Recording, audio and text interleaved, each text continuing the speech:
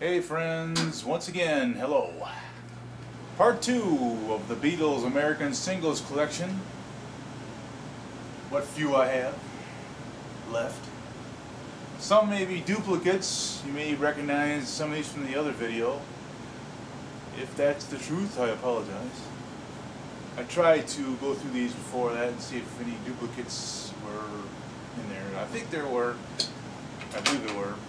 But if there is, oh well. We got She Loves You on the Swan label. Now, that was another one of those little labels pushing the Beatles in the early days in America before Capitol got them. I don't know if this is an affiliate of VJ or if they're on themselves. I know Totally is an affiliate of VJ, but I don't know if this one was. I'll have to look that up, or you guys can, whatever. And it was on a little black label like that.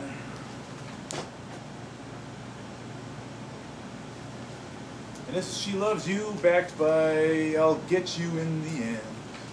Yes, I will. I'll get you in the end. And Totally, another Totally record. This is P.S. I Love You. Let me move this up a bit. P.S. I Love You, backed by Love Me Do. Actually, Love Me Do was probably the one they were pushing. Can't always make out where it's going here. That's it on a little yellow Totally label, owned by VJ Records. That probably had a picture sleeve, I'm not sure. And we're zooming up a ways to 1968 with Lady Madonna, backed by The Inner Light on the Capitol Swirly label. The Inner Light's probably the worst song ever recorded by that band, I think. Unless you like George Harrison's sitar. Wasn't really, yeah, there's sitar playing on it, and there's some other annoying instrument on there. And one of those, I think, something, sounds like something Yoko Ono would have been done other than the Beatles. Anyway, let me see. I should put these in the back so I don't take them out again. If I Fell and I Love Her. Two songs from Our Day's Night movie, of course. And there's the record. In fact, there's two of them in there. Two Capitol Swirlies with the same title. Okay.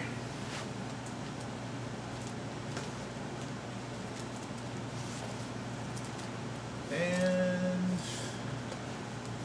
duplicate.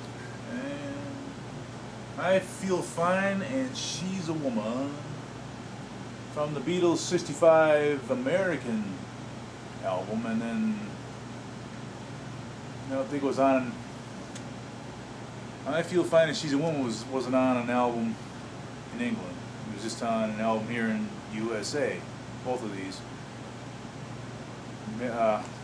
Beatles 65, and then later their Red 1962 through 1970 compilation album.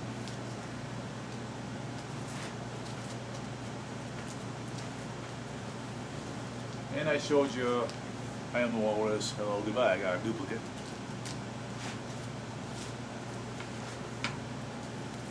Another Mexican EP. This has, it's like pictures from the Ed Sullivan Show or whatever. And I Want to Be Your Man, Not a Second Time, Hold Me Tight, and Don't Bother Me. All songs from the With the Beatles British album and Meet the Beatles American album. And here's another one. I may have showed this one off already. Rock and Roll Music, Babies in Black, I Don't Want to Spoil the Party, and Mr. Moonlight. Another Mexican EP, unopened. Got these from a little record shop back in the 80s. I traded some Bob Seger albums for them. I'm just happy to get those, man. You got any more surplus Bob Seger? Bring them on anyways. Okay. Ticket to Ride, and yes it is. Let the fingers out of the way.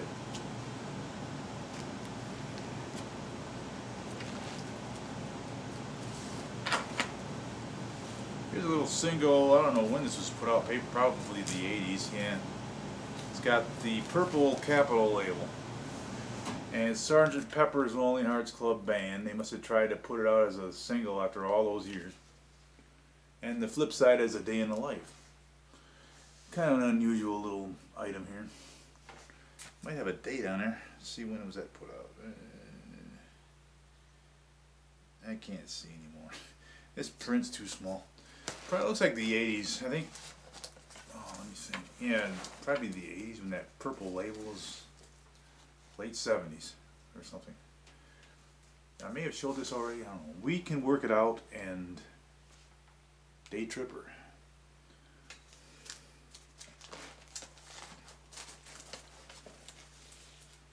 Ticket to the Ride. Yes, it is a duplicate.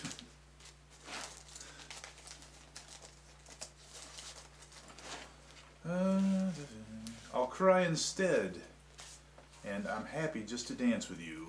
It's the same picture as I Want to Hold Your Hand. I think it's a little bit cropped on George Harrison's head though. But it's the same picture. It's tinted with a, looks like a kind of an old-fashioned tint to it instead of black and white. Love Me Do and P.S. I Love You, I believe. I don't know where the record went. Maybe that's where that belongs. That one I showed you earlier, that Toley record. Yeah, this is from Toley. And this is the picture sleeve to that yellow labeled record I showed you earlier on in the video there. I thought I was more organized. I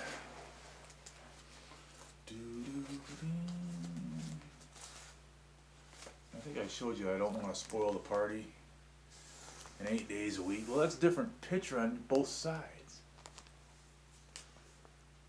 Cool, eh? Used to see these in the department stores when I was a kid. Oh boy, the Beatles. That's the record to that. And I Feel Fine, She's a Woman. I think I showed that one. I'm getting... And there's the record to that sleeve. Okay. Slow Down Matchbox. I showed that one off already. Got the records separate so they don't mar up the covers anymore because they get the ring wear and stuff. Hard Day's Night. I Should Have Known Better. Now, I should have known better.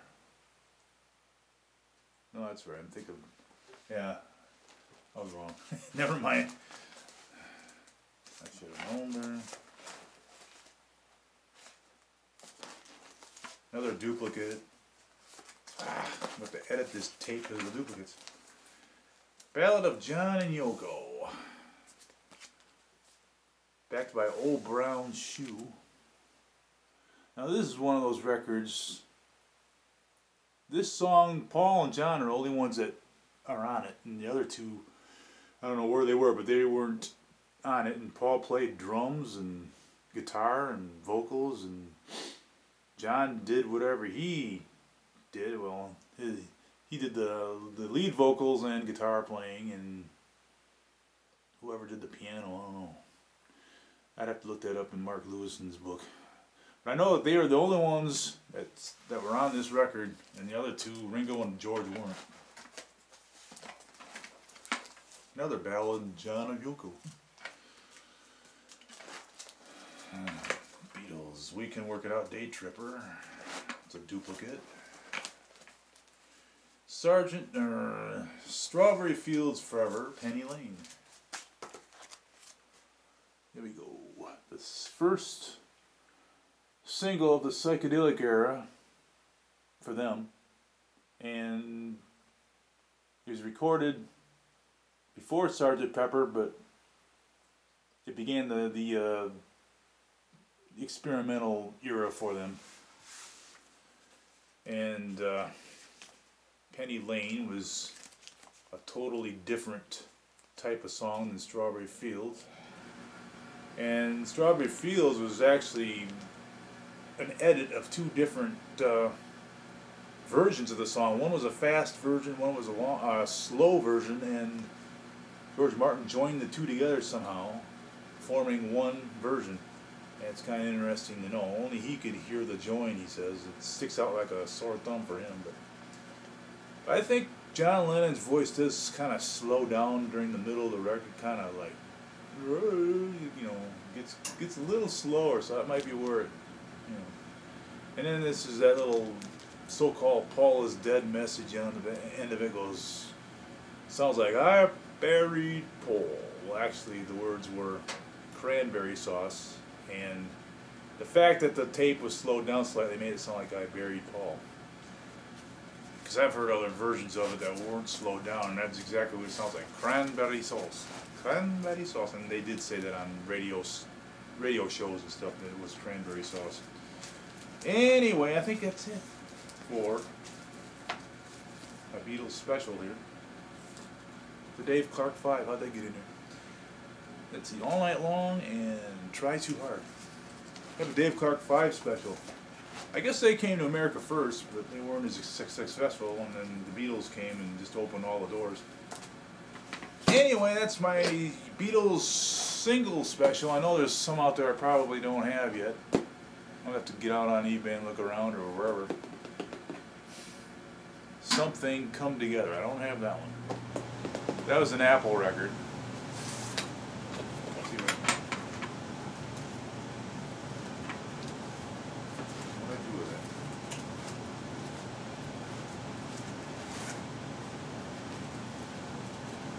Thought I put that in here. Oh, here we go. Hey Jude, the very first Apple record by the Beatles, summer of 1968, backed by a revolution. Oh, come on. Ah.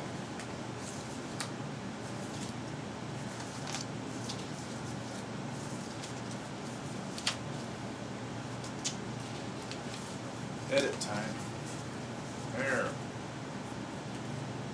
And you can read it now. The Beatles on Apple. I remember seeing that for the first time. Again in my sister's room. A little Apple spinning around. I mean, what's going on here? They're not on the swirly label no more. They're on this green apple. Anyway, that's my only limit. Got to Get You Into My Life. And Helter Skelter. This came off the 1976 compilation album Rock and Roll Music. An album that was put together a bunch of their rockers, and which was the counterpart to the Love Songs album, which was a bunch of their ballads. So when the Beatles contract ran out in 1976, they started repackaging songs left and right, any which way to make a buck. And they sold. And there was also an album called Live at the Hollywood Bowl, which I wanted to show that off. Actually, I start this show off with a recording from that.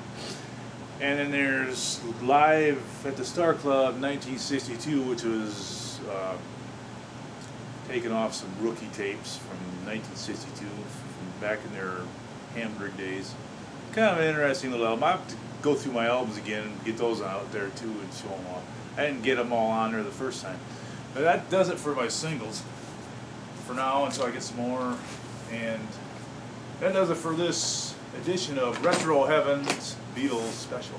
I'll see you later. Hope you enjoyed it.